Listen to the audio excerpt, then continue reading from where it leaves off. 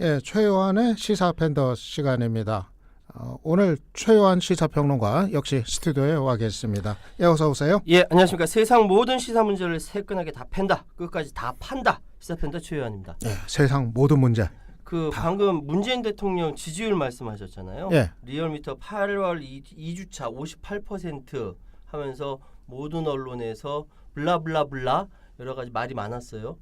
그 이야기는 뭐 전기요금이니 드루킹 특검이니 뭐 얘기가 많은데 이게 왜 도대체 여기까지 나오게 됐는지에 대한 근본적인 원인을 짚는 기사는 못 봤어요, 제가. 예. 저는 생각할 때 근본적으로 짚으면은 어떤 거예요? 저는 지금 얼마 전에 고 노회찬 의원 상가에서 박원석 전 의원이 청와대 모 고위 관계자를 통해서 들은 이야기를 그 페이스북에 글을 올린 걸 봤는데, 다시 말하면은 정부와 청와대 사이에 의사소통이 잘 안 된다. 다시 말씀드리면 정부와 청와대? 예. 여당이 아니라? 여당이 예. 아니라 예. 청와대와 정부. 그러니까 관료들이 말을 안 듣는다는 거예요.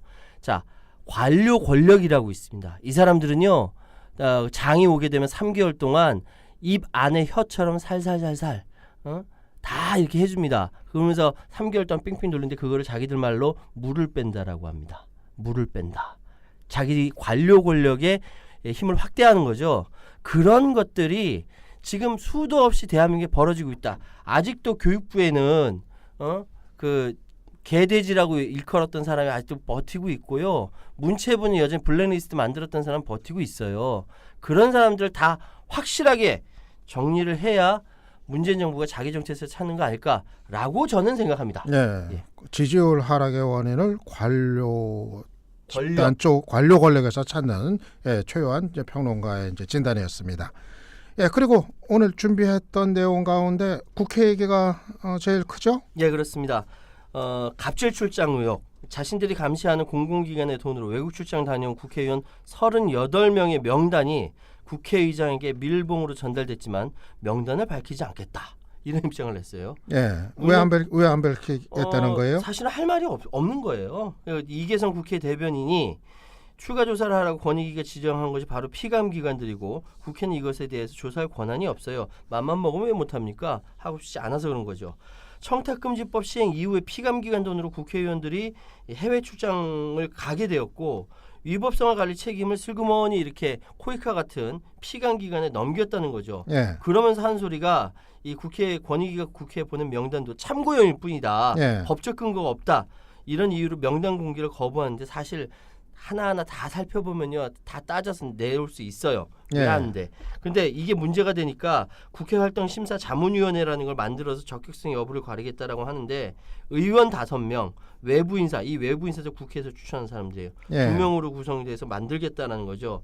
근데 이게 과연 적격심사가 제대로 되겠습니까? 피감기관을 방패막이 삼아서 국회가 38명단을 주고 내놓지 않고 있는 과거 적폐세력과 똑같은 모습을 보이고 있습니다. 예, 이 문제가 지난번에 그 김기식 금감위원장 그때 이제 불거지기 시작된 거 아니에요? 예. 예, 그때 국회는 또 연락에 비판했는데 정작 국회의원들 거는 그냥 공개 못한다. 예. 이런 이중잣대고. 그리고 지금 국회 특활비 문제 지금 정당마다 입장들 어떻게 나오고 있어요? 사실은 더불어민주당, 자유한국당, 우리나라에서 가장 큰 양대 정당이 미련을 놓지 못하고 있습니다. 지금 정의당과 바른미래당은 특활비를 수령하지 않겠다.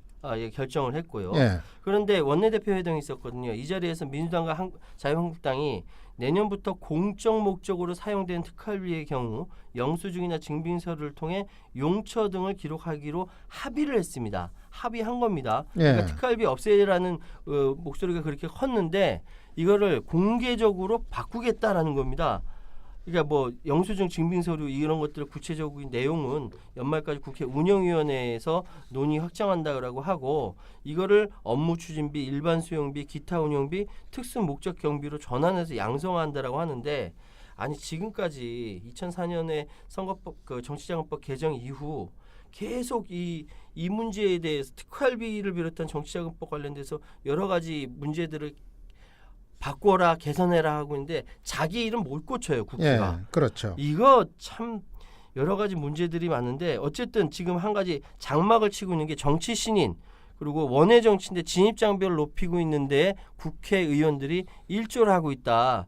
정치 자금법 뜯어고치면서 특활비 반드시 없애야 합니다. 이거 무슨 합리화시키는 것도 아니고요. 뭐 하는 짓인지 모르겠어요. 예, 그래서 시민단체가 나섰어요.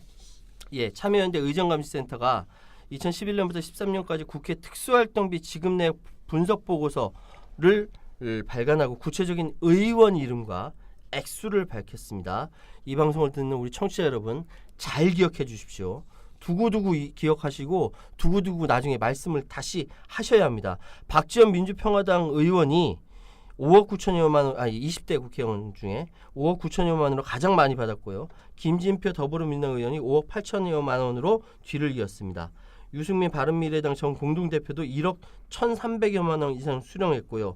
이 외에도 1억 원 이상 수령한 현직 의원들로는 민주당에서 강창일, 박영선, 오재세, 김상희, 변재열 의원, 자유한국당에서는 이군현, 정가윤, 심재철, 김정은, 한성교, 원유철 의원, 바른미래당에서 박주선, 주승용 의원이 이렇게 받았다고 합니다. 근데 예. 과거를 보면요. 탑 오브 더 탑. 제일 많이 받았던 사람은 누구냐면 한나라당과 새누리당 원내대표를 지냈던 황우여 전 의원 6억 2,341만 원의 특활비를 썼다고 합니다.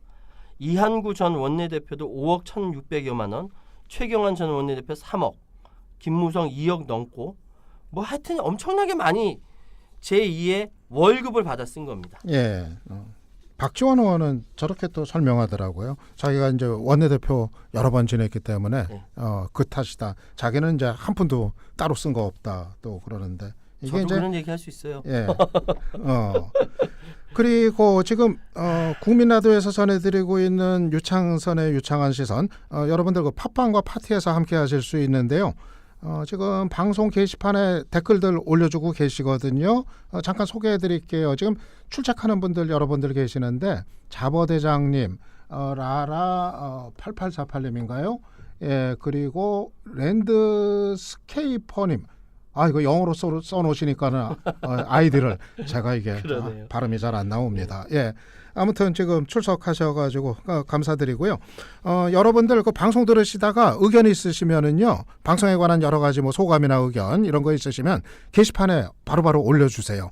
예, 그러면 저희가 방송 중이라도 소개를 또 해드리고 뭐 그렇게 하겠습니다. 여러분들의 그 좋은 의견 댓글로 항상 기다리고 있겠습니다. 예. 잠시 뭐 얘기 제가 끊었는데요. BMW 제가 오늘 말씀드렸죠. 여러 번 말씀드렸죠. 예. 오늘 아침에 뭐 또 불났더라고요. 불났대요. 근데 그게 그러니까 520D가 계속적으로 불이 났었는데 이번에 불난 건 520D가 아닌 다른 종류라고 합니다. 7로 시작하는 예. 더 좋은 차량 더 좋은 거예요? 네, 스펙인데 예. 거기서도 불이 났다라고 해요. 근데 주행 중에 불이 나는 거죠 지금? 주행 중에 불이 달리다. 나는 거죠. 그럼 예. 어떻게 되는 얼마나 거예요? 당황스럽습니까? 그 빨리 빠져나오지 않으면 큰일 나요. 그죠? 그 그냥 차가 전소되는 거 아니에요? 그렇죠. 예. 그 빨리 빠져나오지 않으면 큰일 나요. 그러니까 이 BMW 차주들이 지금 차 가지고 밖에 나갈 때 눈치를 보고 있다는 거 아니겠습니까? 어떻게 해봐요? 다른 사람들이 저거 BMW하고 피해간다는 거예요. 주차해도 BMW 차량은 따로 이렇게 주차 구역을 마련한대요. 예. 이거 진짜 BMW 이거 지금 어쨌든 지금 정부가 BMW 화재 사고 예방하기 위해서 운행 정지 명령 검토라는 초강수를 뒀는데 예.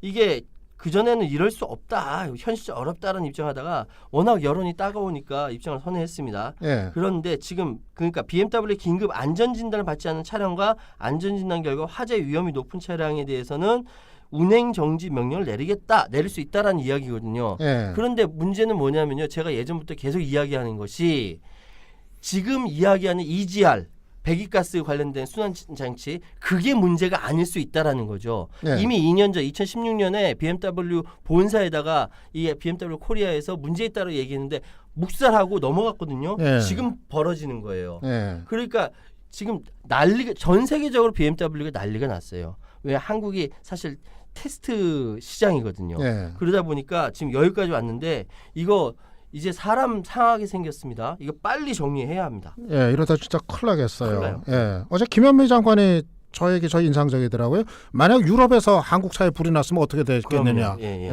아마 난리가 났겠죠. 예, 예. 예. 그리고 특검이 경공모 핵심 뭐 드루킹의 이제 최측근이라고 알려졌는데 예. 도모 변호사 예, 예. 구속영장 신청했는데 또 기각이 됐어요. 지금 이제 2차 조사를 지금 벌이고 있다고 합니다. 지금 그러니까 이미 오늘 뭐 소환 대질 조사 뭐 이야기가 나오는데 예. 어쨌든 그 댓글 조작 인사청탁 의혹 규명에서 특검팀이 사활을 걸고 있는 상황에서 이 그 도모 변호사 필명 아보카가 구속영장이 기각이 됐어요. 이거는 특검한테는 굉장히 악재죠. 그렇죠. 그러니까 특검 구속영장 청구가 이번이 두 번째인데 여전히 이 변호사로서 뭐 어디 도주하지도 않고 그대로 있고 법리적인 다툼의 여지가 있다고 해서 기각했기 때문에 예. 이 부분부터 시작해서 특검에 균열이 생길 수가 있어요. 다시 말씀드리면은 지금 드루킹이 원래 이야기했던 그러니까 김지사 김경수 경남지사와의 이 만남 주선하고 수차례 걸쳐 돈 걷는데 관련 혐의를 갖고 있다라고 하는 이 자체가 성립이 안 될 수 있다라는 거죠. 그러면 김경수 지사는 지금 그냥 억울하게 불려다녔다 이런 이야기가 결국 되는 거거든요. 예. 어쨌든 이 특검 이 상황이 맨 처음 정치 특검부터 시작한 건 맞습니다. 김성태 원내대표가 단식하면서 따는 거거든요. 그렇기 때문에 이것이 나중에 어떤 결과가 나올지 자유한국당이 이건 역풍으로 불 수도 있다 이렇게 말씀드리고 싶네요. 예, 아마 특검은 이 도모 변호사를 거쳐서 청와대 쪽으로 이제 수사를 확대하려고 했던 것 같은데 그게 아마 거기에 좀 이제 차질이 생기지 않을까 예. 싶네요. 예. 그 지금 게시판에 팟빵 게시판에 광주 어울 공방님이 멋있는 사진 올려주셨네요. 어디 우와. 휴가지에서 올려주신 우와, 사진 부럽다. 같아요. 어디신지 궁금합니다. 예, 그리고 라라님이 알찬 방송, 유익한 방송 댓글 올려주셨고요. 예, 다들 감사드립니다. 예, 이어주세요. 그리고 현직 부장판사 예. 공개 소환 뭐 조사 받았다고요. 그렇습니다. 그 이름이 뭐 나왔으니까 이게 말씀드릴게요. 김모 창원지법 마산지원 부장판사라 돼 있는데 김민수 부장판사입니다.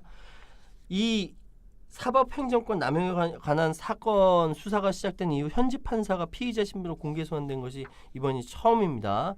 이 사람이 2015년 2월부터 법원행정처 기획심의관으로 사실상 그 상고법원에 반대하는 판사들에 관련돼서 4차례 가까운 문서를 작성했고 예. 그거는 나중에 임종원 처장의 지시에 의해서 이렇게 써라 저렇게 써라 이거 그대로 다 했다라고 밝혔어요. 예. 그러면서 일반 다른 법원을 옮길 때 문서 24,500개를 삭제했다라고 했는데 이 삭제를 그냥 델리트 키 눌러 삭제하는 거 아니에요. 예.